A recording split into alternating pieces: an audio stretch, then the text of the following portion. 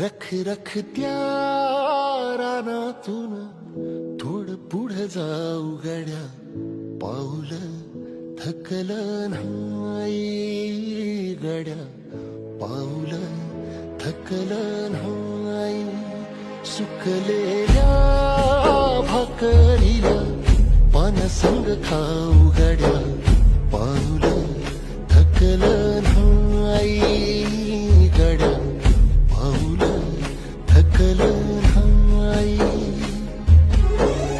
झालो बरबाद जरी बसला घाव उरी, कलेची आग सार जाळून जाईना.